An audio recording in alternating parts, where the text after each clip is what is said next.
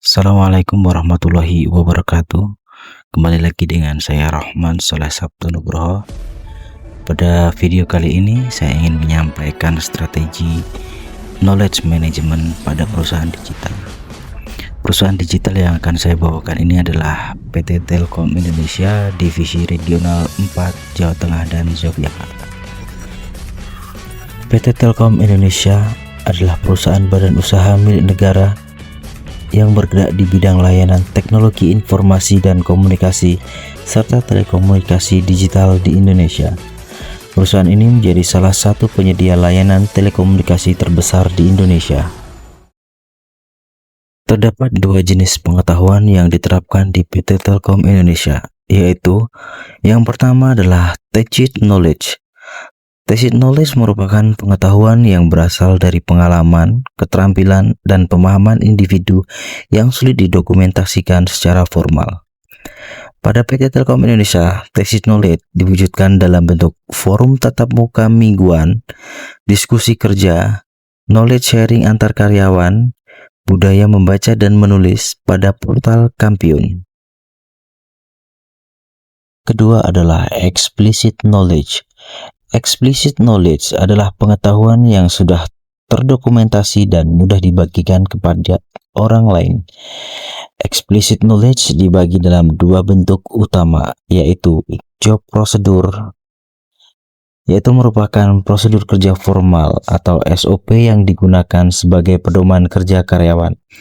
Contohnya adalah SOP pekerjaan, prosedur operasional, standar layanan, dan panduan kerja digital pada portal perusahaan. Bentuk yang kedua adalah teknologi. Merupakan prosedur kerja formal atau SOP yang digunakan sebagai pedoman kerja karyawan.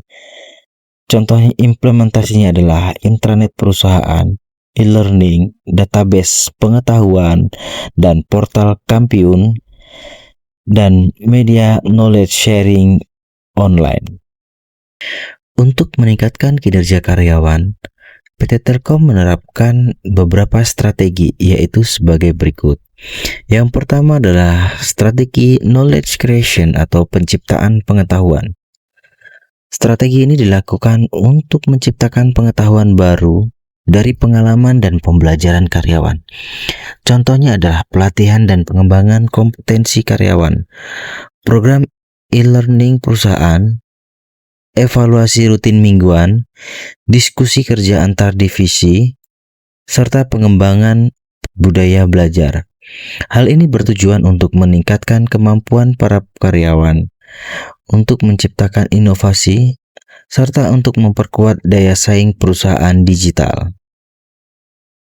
Strategi kedua adalah knowledge sharing.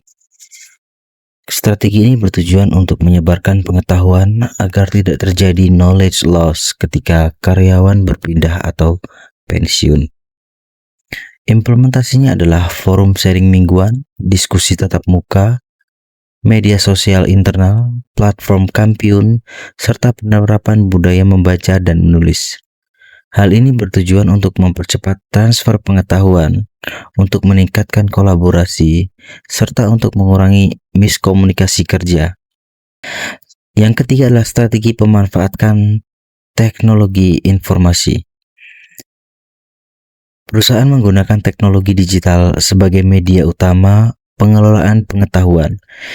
Diimplementasikan melalui intranet perusahaan, database knowledge, portal SOP digital, e-learning, serta sistem informasi karyawan. Hal ini bertujuan untuk mempercepat akses informasi, meningkatkan efisiensi kerja, serta mendukung transformasi digital perusahaan. Strategi keempat adalah strategi standarisasi pengetahuan. Perusahaan menerapkan SOP dan prosedur kerja formal agar seluruh karyawan bekerja secara terarah. Contohnya adalah SOP, job prosedur digital, pedoman kerja digital, sistem kerja berbasis kompetensi. Tujuannya adalah untuk menjaga konsistensi pekerja, meminimalisir kesalahan, dan meningkatkan produktivitas. Strategi kelima adalah strategi peningkatan kinerja berbasis knowledge. Knowledge management dijadikan sebagai dasar dalam penilaian karyawan. Hal ini diimplementasikan pada penilaian kompetensi, syarat kelulusan e-learning, evaluasi performa, kompetensi based HR management. Tujuannya adalah untuk mendorong budaya belajar, meningkatkan performa kerja, dan menciptakan SDM yang unggul. Knowledge management pada PT Telkom sudah berjalan cukup baik, namun masih terdapat beberapa masalah yang mempengaruhi efektivitas pengelolaan pengetahuan dan kinerja karyawan, yaitu sebagai berikut. Yang pertama adalah rendahnya budaya membaca dan belajar mandiri.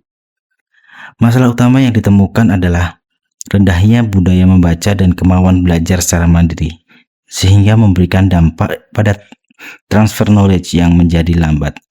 Kompetensi karyawan berkembang tidak merata, inovasi organisasi menurun, dan knowledge sharing menjadi kurang efektif. Yang kedua adalah penurunan kinerja karyawan. Manajemen yang diterapkan belum sepenuhnya mampu meningkatkan performa kerja secara konsisten. Hal ini mungkin disebabkan oleh penerapan yang belum maksimal, kurangnya motivasi belajar, serta sharing knowledge yang belum merata, sehingga berdampak pada penurunan produktivitas. Target perusahaan sulit tercapai dan daya saing perusahaan dapat melemah. Ketiga adalah ketimpangan pelatihan karyawan. Perusahaan lebih memprioritaskan pelatihan yang dikhususkan bagi karyawan yang hanya berhubungan langsung dengan konsumen, hingga memberikan dampak pada kesenjangan kompetensi. Knowledge menjadi tidak tersebar secara merata dan efektivitas kerja antar divisi menjadi tidak seimbang. Yang keempat adalah job prosedur belum selalu update. Ada beberapa posisi yang masih belum memperbarui prosedur kerjanya, sehingga bisa menyebabkan kebingungan kerja, ketergantungan pada senior, dan berpotensi miskomunikasi. Hal ini akan berdampak pada penurunan efisiensi kerja, memperlambat pengambilan keputusan, dan knowledge menjadi tidak relevan lagi. Yang kelima adalah ketergantungan pada tacit knowledge. Forum diskusi antar muka dan komunikasi antar pegawai yang tidak terdokumentasi dengan baik, maka perusahaan akan berisiko mengalami knowledge loss atau kehilangan pengalaman penting saat karyawan resign atau pensiun. Hal ini akan berdampak pada organisasi yang sulit mempertahankan pengetahuan strategis dan proses regenerasi menjadi lambat. Dari permasalahan yang ada, terdapat beberapa rekomendasi solusi, yaitu sebagai berikut. Yang pertama adalah meningkatkan budaya belajar dan membaca. Bisa dengan cara membuat program literasi digital perusahaan, memberikan reward bagi karyawan yang aktif dalam knowledge sharing, menyediakan micro learning yang singkat dan interaktif, dan mengadakan knowledge sharing session secara rutin. Tujuannya adalah untuk meningkatkan motivasi belajar, mempercepat transfer knowledge, dan menciptakan budaya organisasi pembelajar. Yang kedua adalah optimalisasi sistem e-learning dan intranet. Dengan mendesain ulang e-learning agar lebih user-friendly, menambahkan video pembelajaran yang interaktif, mengembangkan mobile learning application, memberikan notifikasi pembelajaran berkala, dan mengintegrasikan AI recommendation system untuk materi pelatihan. Tujuannya adalah untuk mempermudah akses, meningkatkan partisipasi karyawan, dan mempercepat adaptasi teknologi digital. Yang ketiga adalah pemerataan pelatihan untuk seluruh divisi. Dengan membuat program pelatihan yang merata untuk seluruh divisi, menyusun learning path berdasarkan kompetensi jabatan, melakukan cross-functional training, dan menetapkan jadwal pelatihan berkala untuk seluruh karyawan. Tujuan adalah untuk membuat kompetensi lebih merata, meningkatkan kolaborasi antar divisi, dan memperkuat kualitas SDM perusahaan. Yang keempat adalah update SOP dan job prosedur secara berkala. Dengan membentuk tim khusus pengelola SOP digital, melakukan review SOP setiap periode tertentu, menyediakan fitur feedback pada portal SOP. Tujuannya adalah untuk membuat informasi kerja selalu relevan, mengurangi miskomunikasi, dan meningkatkan efisiensi operasional. Yang kelima adalah dokumentasi tacit knowledge menjadi explicit knowledge. Dengan cara mewajibkan dokumentasi hasil pekerjaan, membuat database best practice perusahaan, mengembangkan video tutorial internal, menerapkan mentoring dan coaching system, membuat knowledge repository perusahaan. Tujuannya adalah untuk menjaga pengetahuan perusahaan mempermudah regenerasi SDM dan mengurangi ketergantungan pada individu tertentu. Yang kedua adalah penguatan knowledge sharing culture. Dengan cara membentuk komunitas praktik, mengadakan forum inovasi, memberikan penghargaan seperti Best Knowledge Contributor, mendorong kolaborasi digital antar karyawan. Tujuannya adalah untuk komunikasi kerja yang lebih efektif, meningkatkan inovasi, dan memperkuat teamwork dan kolaborasi. Sebagai kesimpulan, penerapan knowledge management sudah cukup baik, namun masih ada beberapa kendala-kendala kecil yang menyebabkan proses knowledge sharing dan peningkatan kinerja masih belum optimal.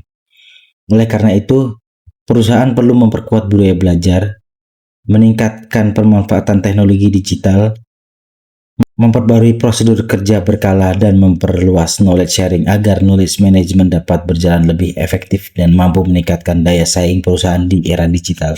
Sekian pembahasan dari saya, sampai ketemu dalam pembahasan selanjutnya. Assalamualaikum warahmatullahi wabarakatuh.